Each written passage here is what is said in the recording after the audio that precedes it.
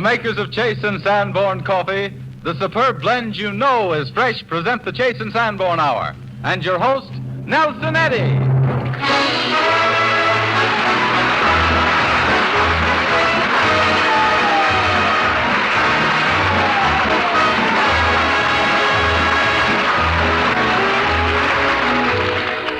This is Nelson Eddy, sending off another Chase and Sanborn Hour. And this is Charlie McCarthy, worrying Nelson Eddy. No, you're not worrying me, Charlie. Yes, I received some good advice in the mail yesterday from Don Amici. Oh, you got a letter from Don Amici? Yes, I did. What did he say? Well, first of all, he wants to be remembered to everybody. Uh-huh. To Edgar Bergen, to Dorothy Lamour, to Robert Armbruster. And the Chase and Sanborn Orchestra. Correct. That's And then, McCarthy, he says, quote, Nelson, you will probably be heckled plenty by that rambunctious rascal, Charlie. How true, how true.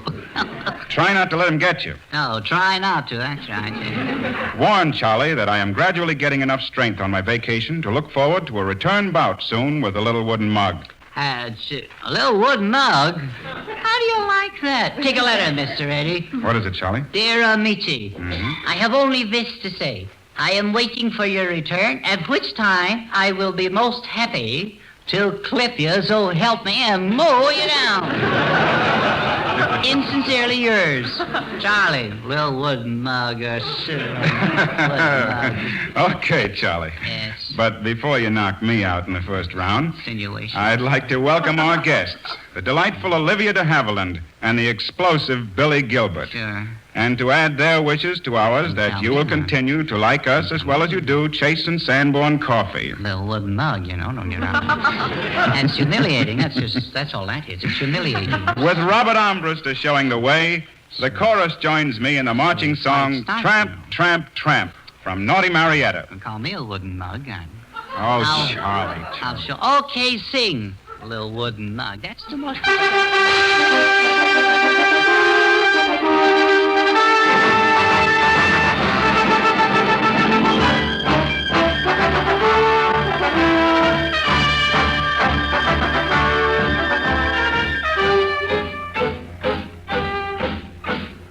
When the tropic sun is riding, or the moon is in the sky, we must go where danger's hiding, ready to do or die. Are you fighting sons of wildcats? Are you with me wrong or right? Then follow where I go to meet the savage foe. Here's to men who love a fight. Here's to men who love a fight.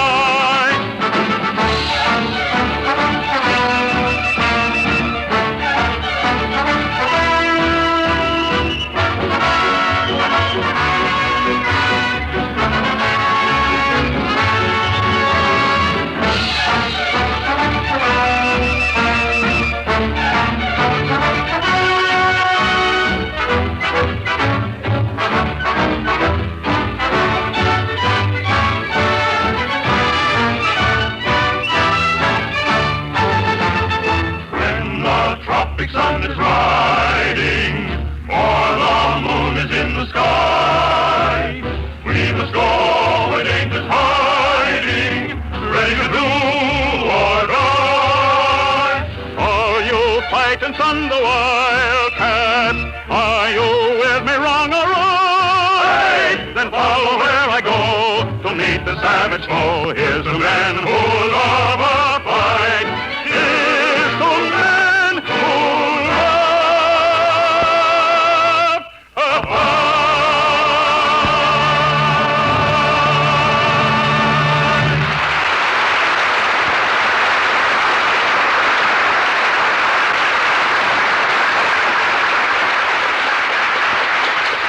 Inspired by the old and familiar Londonderry air, Helen Boardman Knox made it into a romantic love song.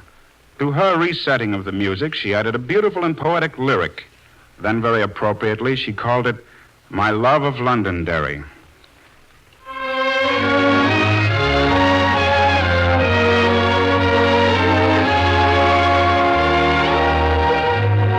Was in the dear old town of Londonderry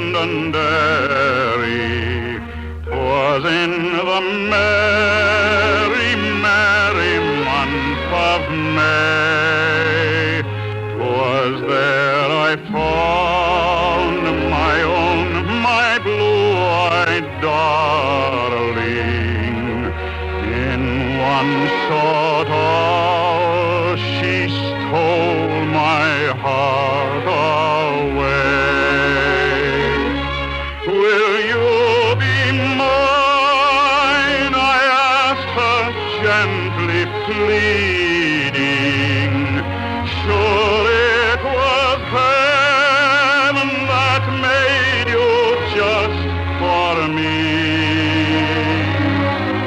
Only one look she gave me from her sweet blue eyes. But in that glance I saw the love that never died.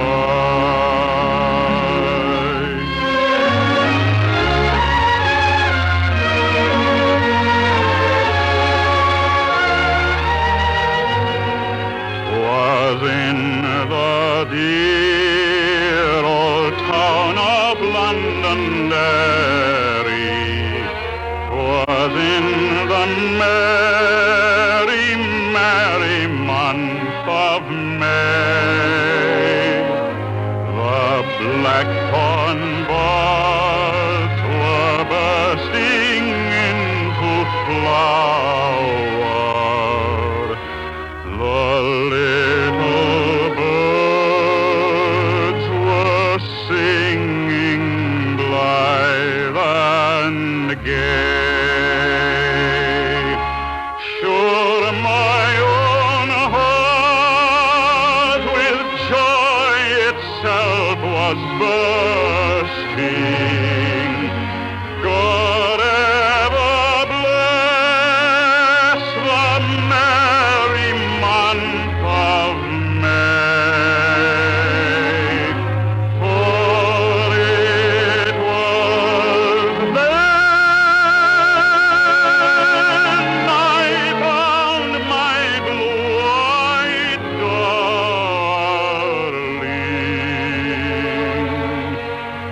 and wooed and won her heart to be my own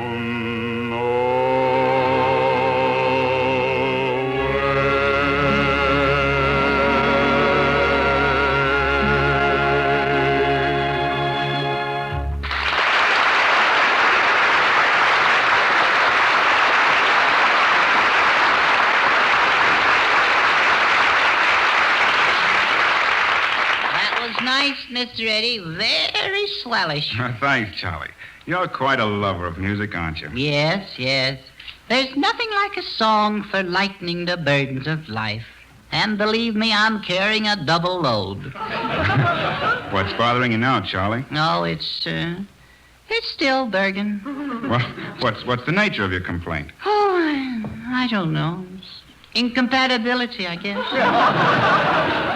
Are your troubles still monetary? No. Just a question of dollars and cents. That's why I'm going to quit him. Quit him? Yeah. Well, that's a serious step, Charlie. Yes, it is. For him. Oh, dear. Well, you'll seem funny not supporting Bergen anymore. Say, Edgar, did you know about this?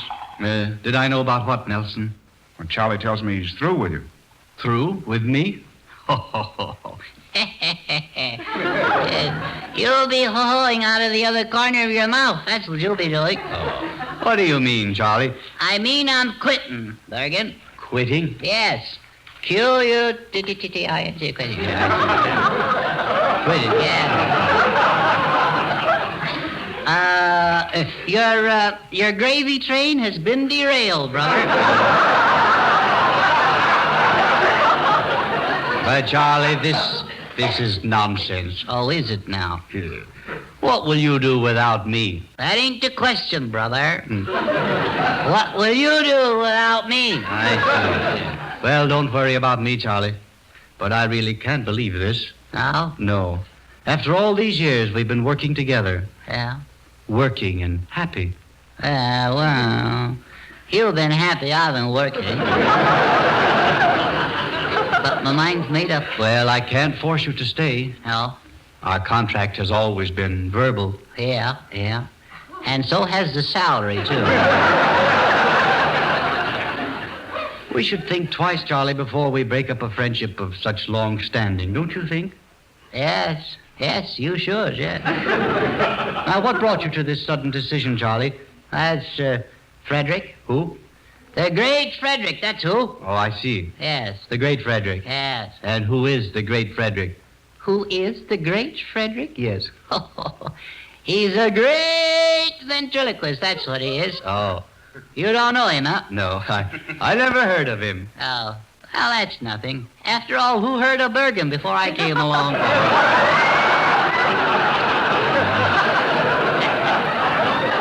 You think that don't cut a little? I see. So Frederick is this great ventriloquist. Yes. He's not only a great ventriloquist, he's as great a ventriloquist as there ever was. Yes. Yes, he is.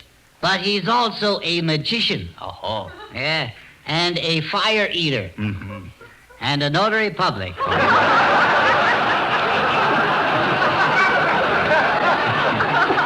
He's quite versatile. Yes. He sells used cars, too. Well, he's a man of many accomplishments. Yes, he is. There's nothing he can't do. And he doesn't either. But is he really a good ventriloquist? Good? He's great, Bergen. He's the best I've ever seen. And he's got his own tuxedo, too. Oh, I see. Yes, sir, he has. He doesn't move his lips either. Oh, he does. You get that? Yes, yes. He doesn't. No, he doesn't. No. Like you just did. Yes. Well, he certainly has talent. Yes. And he's got hair, too. Oh. Well, has this man offered you a contract to work with him? Well, contract? I'm the boss of this act. Oh, I see. You're the boss. Yes, the boss. Yes, sir. You bet your bootses. Yes, sir, someday I'll have my own office, too. Just like you do. Is that so? Yes. I'll have all that stuff, too. Yeah. I can see myself now.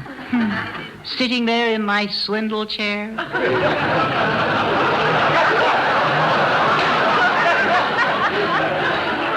Yes, sir. I'll have a desk for each foot. So that's what you're going to do? Yeah, that's what I'm going to do. And what are you going to do, Fergus? Well, in spite of the great Frederick, I'll continue as a ventriloquist. Yeah? Yes, I'll carry on. I'll keep a stiff upper lip. Yeah. You might try and keep the lower one still, too.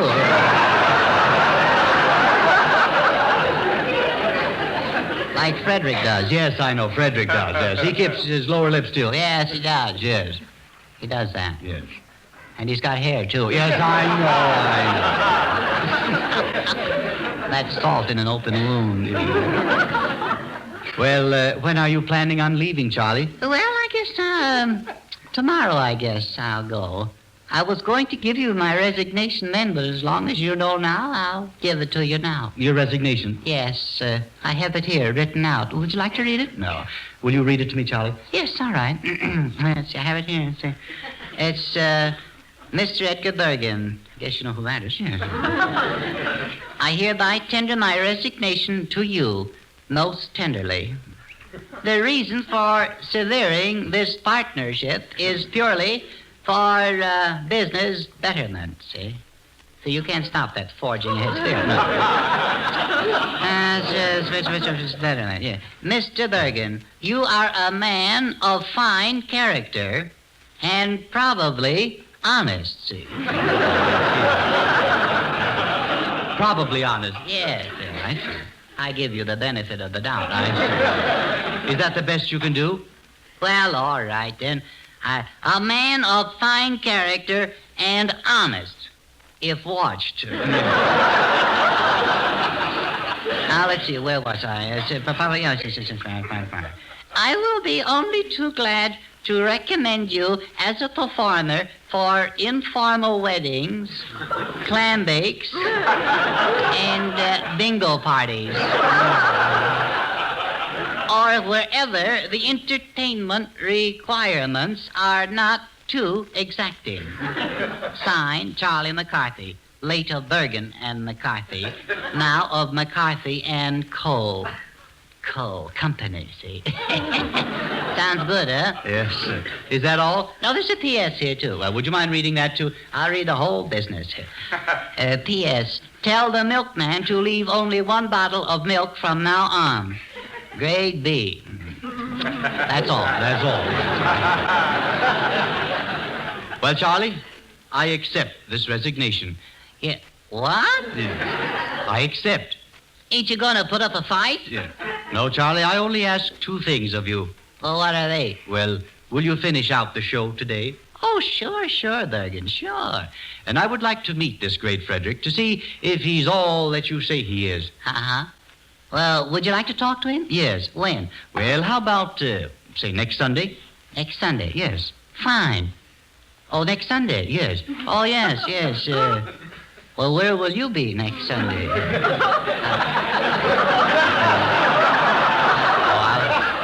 I'll be here. You will? Oh, yes, I'll be here. You really think so? I'm sure of it. Okay. Well, it'll be awfully dull here, but I'll bring him around next Sunday. All right.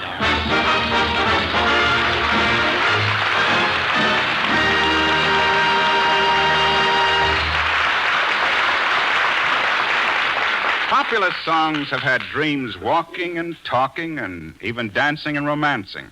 But our own dream analyst, Dorothy Lamour, has decided to give us the latest word on the subject as she sings about a man and his dream.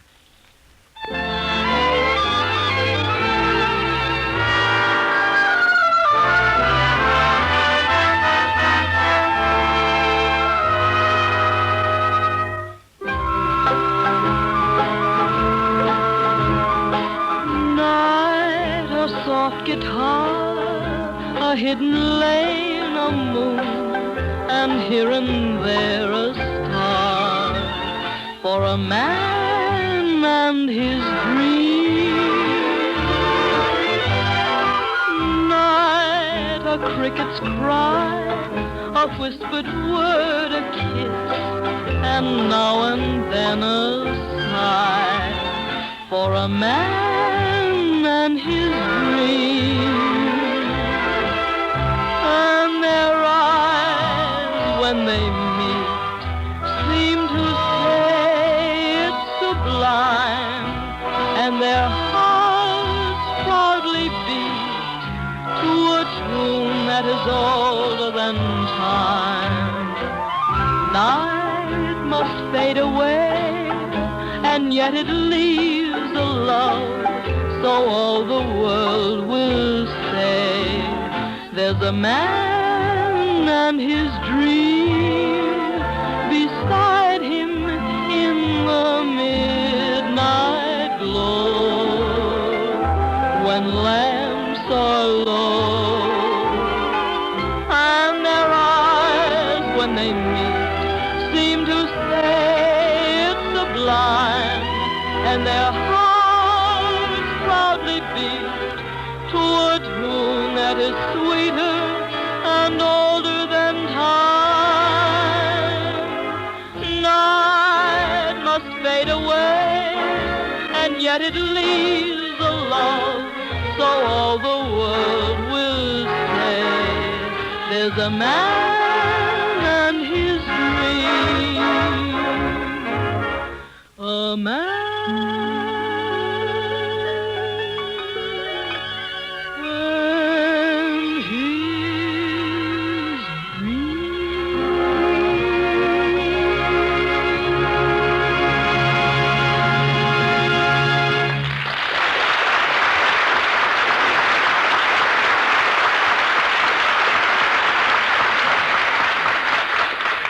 Holidays and special events are marked in red on the calendar because they're days to remember.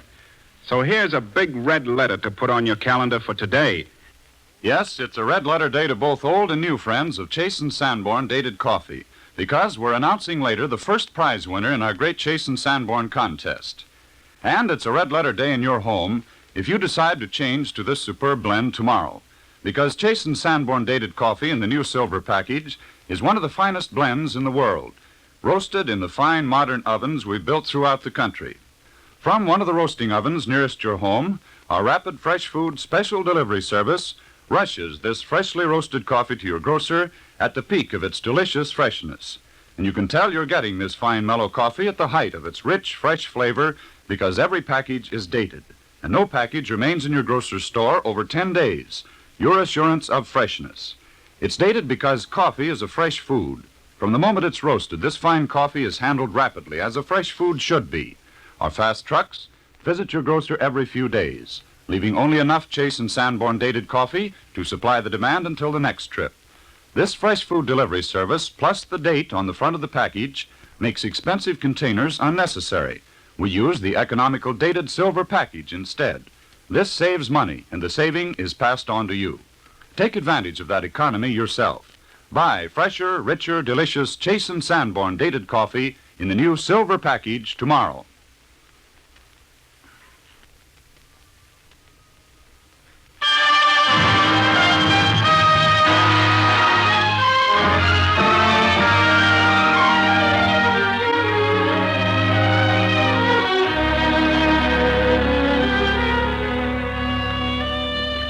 We cordially welcome a four-letter girl to our midst tonight.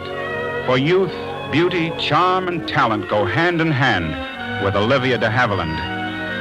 With such an amazingly long list of successes already to her credit, we all look forward to seeing Miss Dehavilland soon in Warner Brothers' historical production, The Private Lives of Elizabeth and Essex. Tonight she appears for us, together with Gordon Oliver and Fred Mackay, in an original radio sketch entitled Stormy Quarrel. Olivia Dehavilland.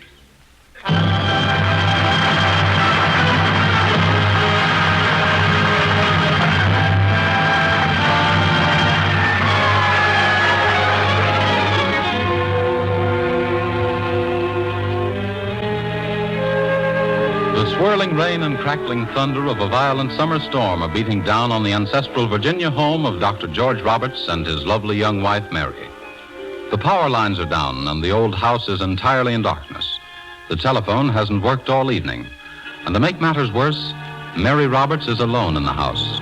Alone because of a quarrel she has had with her husband. A quarrel which sent him in a fury out into the storm earlier in the evening. Regretfully now, Mary watches through the rain-drenched window for the first sign of her husband's returning car across the valley. When suddenly, a knock sounds through the gloomy house. Oh, George, thank goodness. Darling. Oh, I'm sorry. I thought you were my husband. You want to see the doctor? Doctor? Excuse me, but... Come in, won't you? There, that's better. You'd get drenched standing out there. I'd make a light, but there isn't any. The storm, you know. Yes, ma'am. The doctor's just gone out for a little while. You ought to be along any moment. Yes. Would you mind telling Lucia, Miss Adams, that I've come? Lucia? Adams? But there's no one here by that name. This is Dr. Roberts' home. Dr. Roberts? Well, I don't wonder you became confused. A storm like this and not a light to be seen. But this should be the house. The 5 Pines at the edge of the road. That's where Lucia always met me. Oh, I'm terribly sorry to have bothered you. Perhaps I... Oh, don't go. Come and sit down. You can see your way. My husband may be able to help you. And it's kind of scary alone in this big house tonight. I'd better go. I'm so late. Oh, no. So... It's all right, really. There's a little fire left in the grate and a cup of coffee to warm you up if you like. I wish it weren't so dark. I should like very much to look at you. Your voice. It's so much like Lucia's. I'm sorry, I shouldn't have said that. Well, perhaps I should prove very disappointing. I take it that you and Lucia... We became engaged last year. I haven't seen her for almost 10 months. Oh, you've been away? I shouldn't complain. I've not been the only one. No, I suppose not. Here's the coffee. if I don't knock it over in the dark. You're very kind. I might at least introduce myself. I'm Thomas Coppard. I'm with Beckwith's company. Oh, Beckwith's? Yes, we're just outside Richmond. Well, I should know the name, I suppose. Beckwith. Lucia Adams. Well, I have heard that name somewhere. Now I'll have to meet her.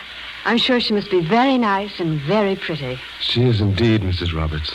And after 10 months, I don't suppose even this storm would hold you back from her. Nothing would. Not even death. What made you say that? I don't know. I didn't mean to, really. It just seemed to come out. Now, you will excuse me, won't you? You see, it should be this house. And yet, it can't be. Oh, I don't know. I'm so tired. I can't seem to think straight. Well, I'm sorry you don't feel well. But the doctor will be here any minute. He'll know what to do for you. What's that up there? That black circle on the wall. Why, you have remarkable eyes, seeing that in the dark. We're used to operating in the dark, ma'am. It's a cannonball. Cannonball? Embedded in the wall there? I didn't think they fired them that size in the Revolution. Well, it isn't from the Revolution, Mr. Coppard. It's from the Battle of Williamsburg. The Battle of Williamsburg? Yes, it must have been all but spent when it struck the house, for it just hit the wall and stayed there. All except a fragment of it. But I don't suppose even your eyes can detect the missing piece. A triangular fragment from this side. Why, your sight's amazing. Well, there's an old story in our family connected with that fragment. An old story, ma'am? Yes, it's told about a girl, young and pretty, engaged to a dashing young cavalry officer. His regiment was stationed outside of Richmond, where she was staying, and they intended to get married before he was ordered into the lines.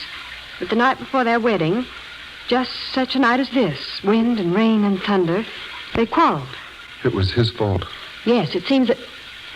Oh, you know the story. No, you must tell me. Well, she ran away from Richmond that night and came through all that storm here to her aunt's house. I should have known. And the next day, the day that should have been her wedding day, she was here when the siege of Williamsburg began. The fighting was pretty heavy, but they thought that this house was out of range of the battle. And she was sitting just about where I am now when that cannonball struck, and the triangular piece flew off and killed her. She was killed. It was very tragic. But the story doesn't end there. Her fiancé, the cavalry officer, not hearing from her, went off to war and was killed in the Battle of Warwick River. They never knew what happened to her. And he never saw her again. No. That's the thrilling part. Because they say he's still searching for her. His ghost, that is. But he never finds her.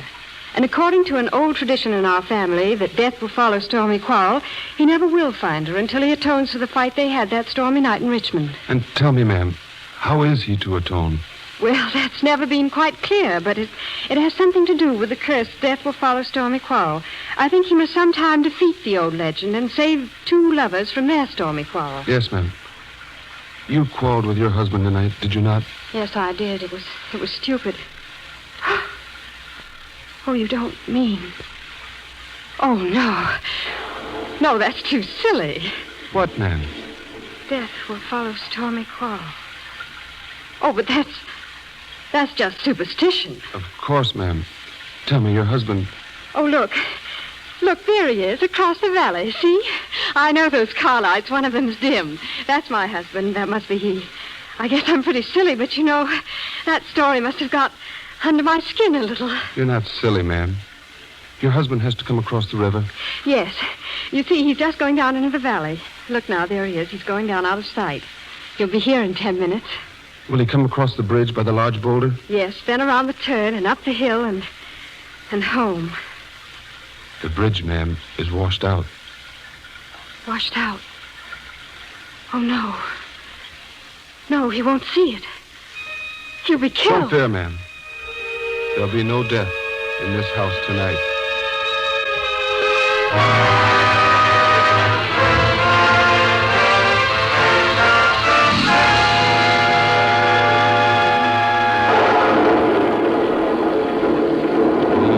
Blast this windshield wiper. It's no good on a night like this. Now, where's that bridge turn off? Oh, there she is. Hold! Hold on! Don't go over! What was that? Hold there! Don't try the bridge! For the love of Mike, a horseback rider. What a night for a canter. Hello there. What can I do for you? Don't try the bridge. She's washed out. Washed out? Great Scott, man, thanks. If I'd never seen it, I wouldn't have had a chance. There must be no death in your house this night. No, of course. What? No, well, thanks, old man. I'll cut back to the Valley Stream Bridge. Thanks a million. Good night.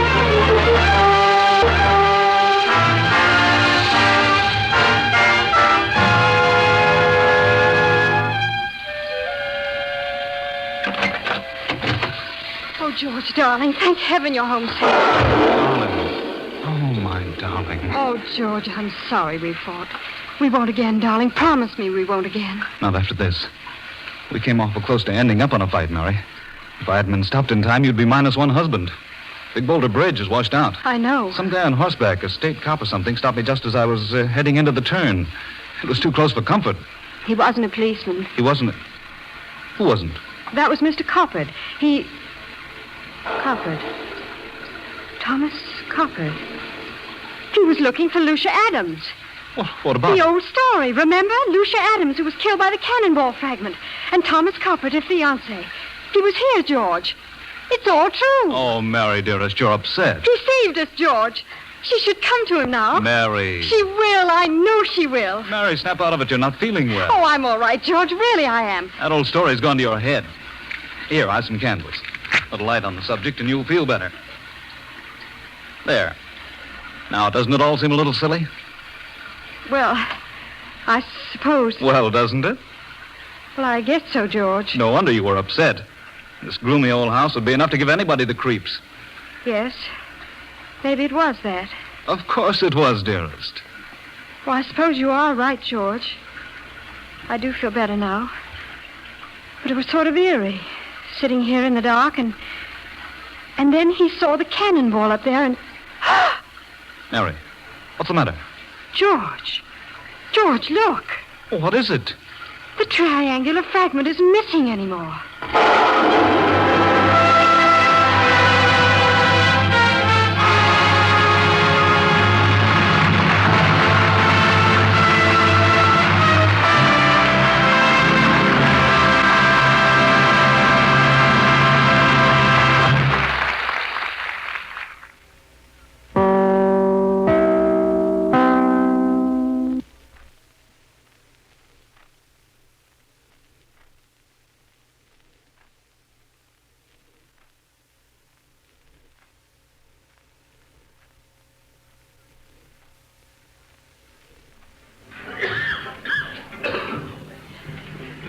This is Nelson Eddy, and the Chase and Sanborn Hour continues. A spine chiller now and then is relished by the best of men. So I give you Saint-Saëns' vivid composition, La Danse Macabre. It's all about dancing ghosts and skeletons who are finally dispersed by the morning light and the rooster crowing. Rattle the bones, Robert.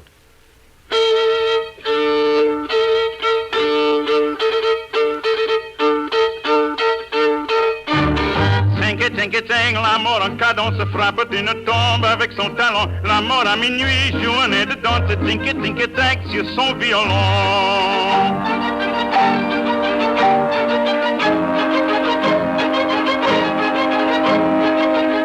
Le vent d'hiver souffle et la nuit est sombre. Des gémissements sortent des tilleuls.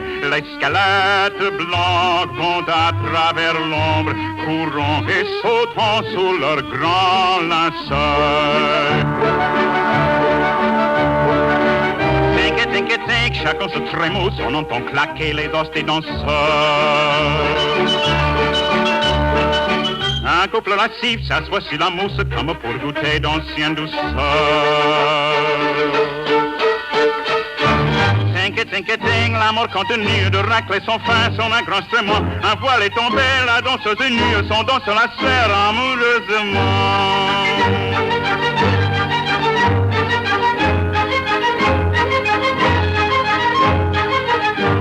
La dame est, dit-on, marquise ou baronne, et le ver galant d'un pauvre charron. Horreur, et voilà qu'elle s'abandonne, comme si le rustre était un baron. la sarabande, quel cercle d'amour se donnant la main. Tinky, tag, on voit dans la bande le roi Cambadère auprès du Belmont.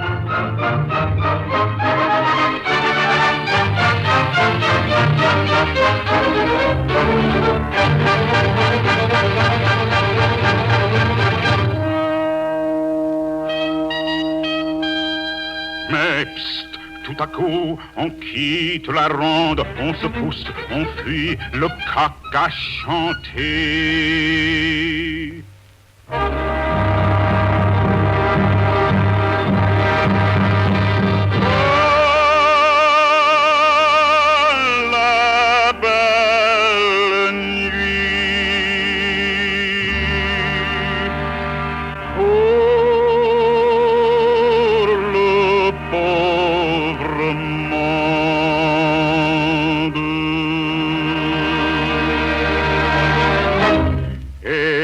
Viva l'amor!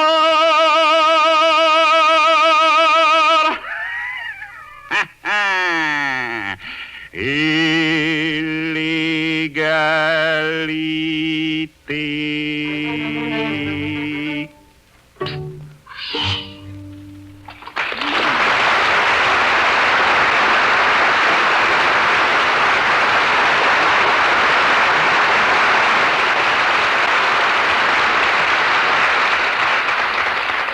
A little mustache, followed by a lot of man. That's Billy Gilbert. And a very welcome sight the combination is.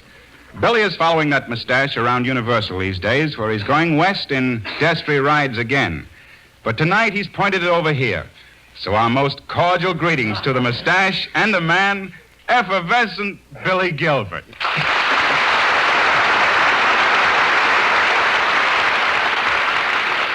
Well, Billy, it's good to see you. You don't tell me, Mr. Eddie. But I do tell you, Billy. I know you do. Well, then why did you say I don't? I didn't say you don't. I said you do. I mean, you don't. You... Please, Mr. Eddie, I don't want no trouble with you. Well, I'm sorry, Billy. I got enough troubles with my canals. Your canals? You've been digging ditches, Billy? Of course not. I ain't got time. All day I'm in my canals. What canals, Billy? My dog canals. Dog canals? What are you talking about? Gilbert's Home for Happy Hounds. Oh, you mean kennels. Didn't I say it? Why, I didn't know you were running a kennel, Billy. Certainly, and what a headache. It's wonderful. I'm losing money head over heels. Oh, sort of a white elephant, is it? Not in my doghouse. I got enough trouble with just dogs. See, what do I want with an elephant? I don't know. What do you want with an elephant? Well, I could make a...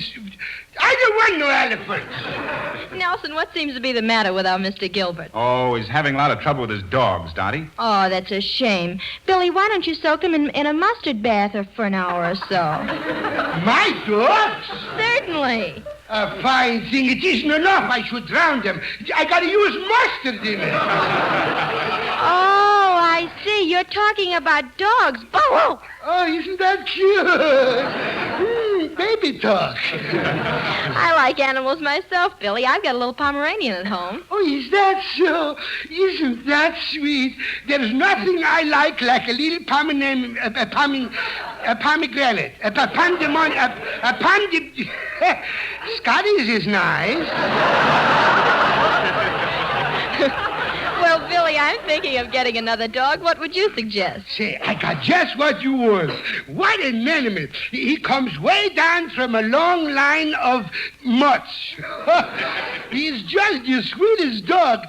Big brown eyes and a cute little nose. He's so exotic. Spit? Oh, no, of course not. He don't even chew. Oh, he's the nicest dog. No, Billy. Dottie wants to know the breed. What is the dog? The dog is man's best friend. Everybody knows that. Well, of course. I know that, too. Then what are you trying to do? Make conversation? Of course not. Oh, I'm not good enough for you. Snooty. I'm not snooty, and I'm not talking about you. It's the dog. Well, dogs is human. Almost like me. Oh, not like you, Billy. Absolutely. Take, for instance, the San Bernardino dog, you know. the one with the keg of schnapps around his neck. So look what he does for us. We're up in the Swiss Alps. We're lost. It's full of snow and avalanches. Ujulam, lollipop. They got snow there, you know. We're climbing higher and higher. It's 5,000 feet, 10,000 feet, 12,000 feet? Mr. Eddie, I gotta go down. I'm getting dizzy. Look, Billy, I don't want to change the subject, but I'd still like to know what kind of a dog it is you have for me. What does he look like? Well, I tell you, he's so beautiful. Long, silky hair in places, you know. He's got big, black, floppy ears, and he's practically got a tail. Oh, and he's a fine police dog. Shh. What do you mean, police dog? Shh. Secret Service. Say, you wouldn't see nothing like him anyplace. Well, I don't know, Billy. What I want is a pedigree dog. Pedigree? Yes, does he have one? One? He's got thousands. But don't worry, we give a box of powder with every dog. Well, Billy, what do you call this canine hodgepodge of yours? That's the terrible thing. Please, Mr. Eddie, I don't dare to mention his name. Oh, it can't be as bad as all that. It's worse. What it does to me every time I tell anyone that the dog is called Goldenrod. Oh, you see, that's what I shouldn't have said it. You see, it makes me.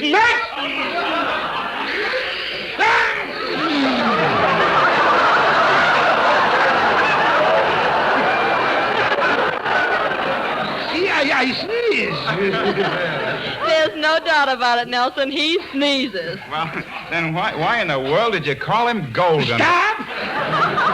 Don't say it, boy. That was a close one. That's one of two words that always makes me sneeze. Goldenrod is? Yes, you said it. You said it. I told you, don't you never. Don't you.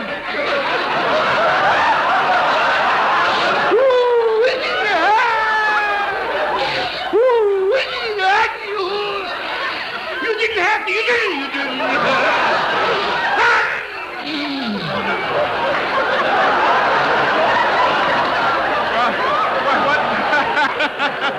Well, what's the other word that brings on the sneeze, Billy? What's the matter? That one isn't good enough? But besides Goldenrod. There's no. You said it again.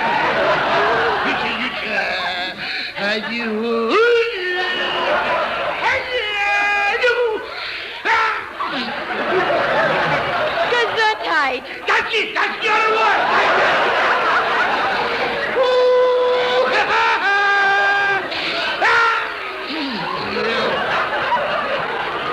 Gesundheit, Billy Gilbert.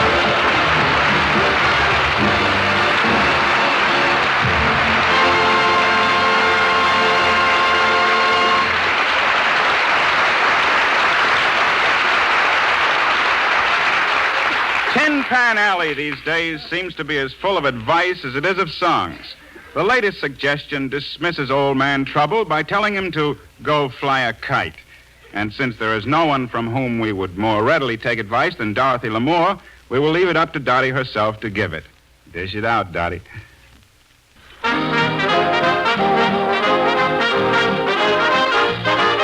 You'll feel like a feather in the breeze. You'll want to laugh and sing. Your cares go flying on the end of a string. Go fly a kite and tie your troubles to the tail.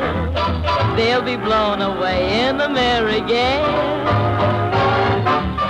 Go fly a kite and toss your worries to the wind. And they won't come back, they'll be too chagrined. Go on, make friends with the sky. Have a talk with the sun. It's a bright way to live, if you'll pardon the pun. Go fly a kite and you'll imagine you're a king. 'Cause you've got your world on a piece of string way up in the sky. Troubles go a-flying away up high. When your heart is happy, there's no need to sigh. Go fly a kite and tie your troubles to the tail. They'll be blown away by a merry gale. Go fly a kite and toss your worries to the wind. And they won't come back, they'll be too chagrined. Go on, make friends with the sky. Have a talk with the sun. It's the bright way to live. If you'll pardon the wisecrack, I mean the pun. Go fly a kite and you'll imagine you're a king. 'Cause you've got your world on a piece of string, just do as I say. And all your cares and woe will fly away.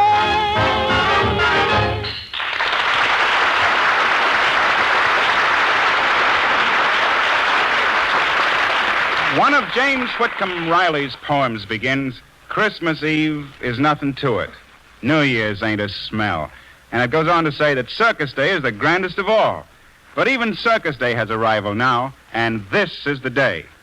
It's a big day for users of Chase and Sanborn coffee. The judges have carefully considered all the thousands of entries in our recent contest, and the winners have been decided. You sent in hundreds of good reasons for changing to Chase and Sanborn dated coffee, and we want you to know how grateful we are.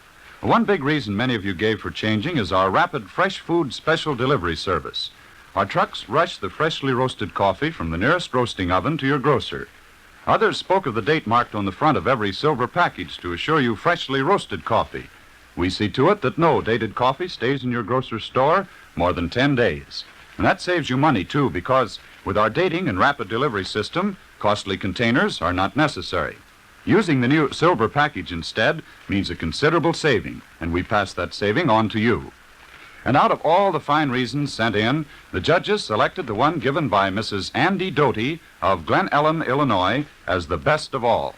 Mrs. Doty receives the first prize of $2,500. Congratulations, Mrs. Doty.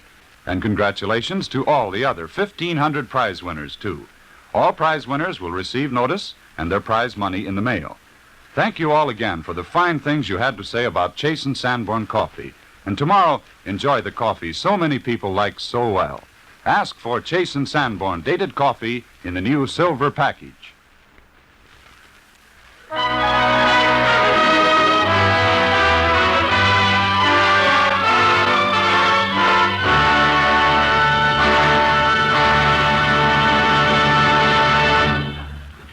Olivia, Olivia, this trivia I give you. A rhyme I am making to Olivia and bacon. How nice, Charlie. Did you make that up all by yourself? Yes, I did, yes. It's just a little thing I fried up in deep fat. I'll tell you what I think, Charlie. Oh, you don't have to tell me. I'm ashamed of it, too. Oh, before I forget it, Olivia, you know, Halloween is pretty soon, and, will you come to my party? Oh, are you giving a party for Halloween? Mm-hmm. Well, I suppose you wear masks and have pumpkins and black cats. Oh, sure, sure. Will you go with me if I dress as a goblin? Oh, no. I never hobnob with goblins. Oh, you never hobnob with goblins? No. I'm terribly superstitious. Aren't you? Well, yes, in a way, yes. I believe it's unlucky to get hit by a truck on Friday the 13th. Yes, Charlie, that's right. It's very unlucky, especially a black truck. Oh, I see. Yes, how true. You know, Olivia, we figured up some good games for the party, and we're going to have prizes, too, see? Oh, that's wonderful, yes, Charlie. I love to play games. Mm-hmm. Can you crawl on the floor on your hands and knees? Why, certainly I can. Well, don't do it at my party. It's childish. Charlie, you betrayed me. Yes, it is. What games are you going to play? Well, we've got one that's a swell game. It's called Pin a Tail on a Donkey, see? Oh, that old game. Well, I think I'll just sit and watch. Oh, no, you won't. No, you got to do something, you know. There's no wallflowers admitted, see? Well, now, let me see. What'll I do? I don't know. What? Well, let me see. I'll work on it. I know what I'll do. I knew you'd get something. I'll tell a ghost story. You'll tell no. A ghost story? Ooh. It's called The Headless Horseman. How does it go? Well, shall I start with the beginning? That's usually a good place to start. Try there first to see how it comes out. Silly. Well, Try to start from the beginning. All right, go ahead, Jessica. give me a chance. Yes, ma'am. Yes, ma'am. Once upon a time, Yes. long, long ago... Funny, nothing ever happens nowadays. So sorry. Continue. Once upon a time... Long, long ago. Yes. Well, there lived an old schoolteacher by the name of Ichabod Crane. Ichabod. Ichabod. Miss Dehavilland, aren't you too old to be talking that way? That was his name, Charlie. Ichabod Crane. I dare say. And he lived in an old, decrepit house. Ain't scaring me. An old house with the windows all shattered and the foundations settling and the roof sagging. Can you imagine that? Imagine it. We live in it. But proceed, my little banshee. Well, one dark night, Ichabod was riding down a lonely road on the banks of the Hudson. It's eerie, isn't it? Erie, you said Hudson. When it's bank night on the Hudson. Anyway, Ichabod was on his way home from school. A good place to be, too. When, out of the darkness, he suddenly heard hoofbeats. Heard what? Hoofbeats. What do you think it was? What do I think it was? Yeah. Hoofbeats.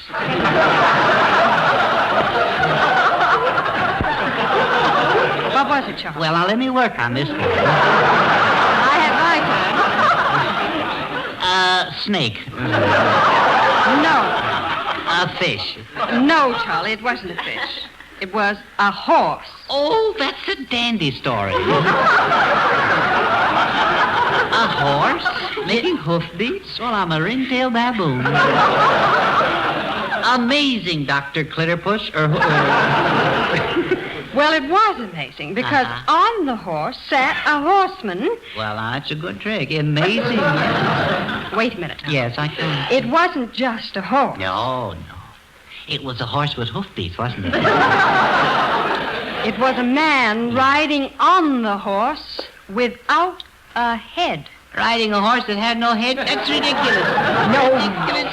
The horse had a head. Oh, he did he? Yes, the man had no head. Oh, the man had no head. Well, now, that's different. That I can believe. But honestly, didn't he really have a head, didn't he? Well, yes, he had one. Yes. But he was carrying it underneath his arm. No. Yes. Underneath his... Now, that's a nice trick if you can do it. Let's try that sometime. Gee, that must have scared old Nickabob, didn't it? Who, Charlie? Nincompoop? Not Nincompoop. No? Ichabod. So sorry. What did Icky do? He was terrified. He was. He stood as if frozen to the ground. Oh, it was winter, huh? Yes. No. It wasn't anything I saw. Well, then, suddenly, the rider threw his head at Ichabod. No. Yes. Boy, that's using the old bean, ain't it?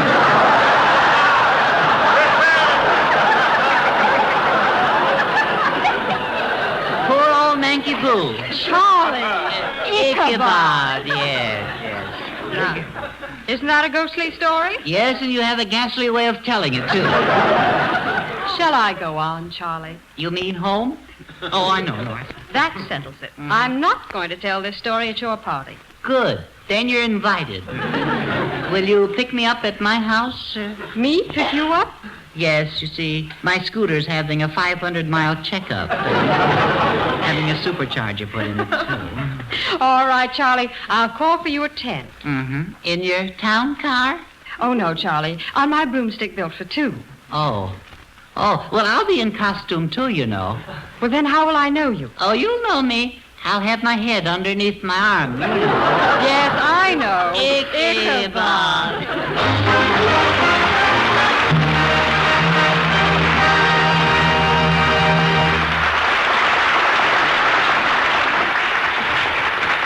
There are many reasons for the high place held in the musical sun by our own beloved Victor Herbert. One we have always recognized was his ability to translate romance into music. I have combined his Sweetheart's Waltz and For Every Lover into a medley which I hope will prove my point.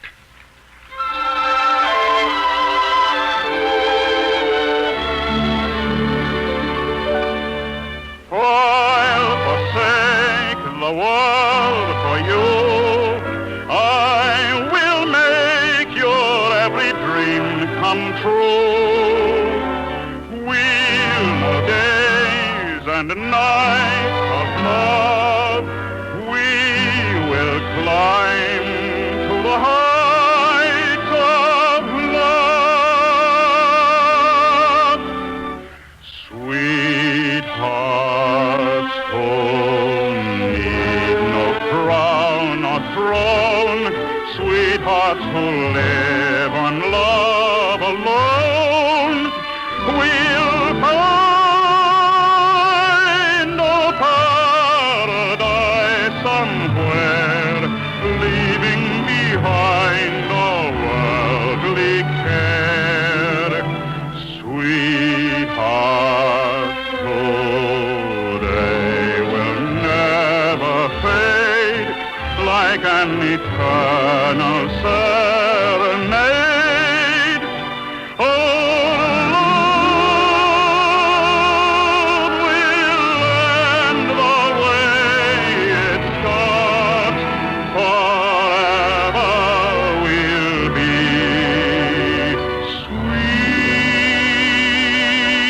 sweethearts. Falling never, loving forever, living in ecstasy, knowing you're close to me. For every lover must meet his fate, and for this day my heart did wait. There is no other, no love so great.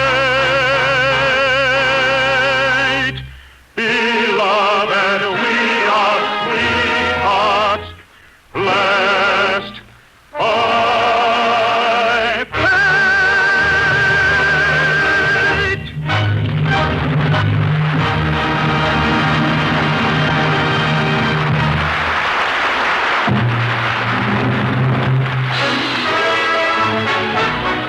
Comes the end of the Chase and Sanborn hour, and off we go, each in our own individual way.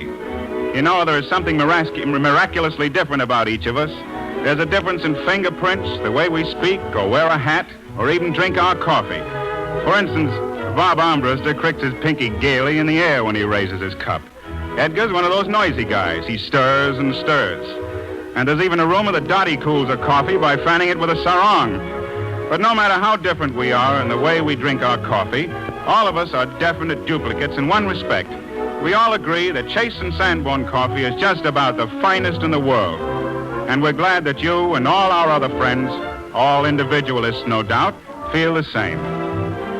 We'll all be back next week. Edgar Bergen, Charlie McCarthy, Dorothy Lamour, and Robert Armbruster and the Chase and Sanborn Orchestra. Our special guests will be Clark Gable and Vera Vague. So until next Sunday, this is Nelson Eddy, looking forward. In New York and in San Francisco, our two great fairs swing into their fall season with record-breaking attendance. Special attractions of both great shows are making these banner months, so don't miss them. This is the National Broadcasting Company.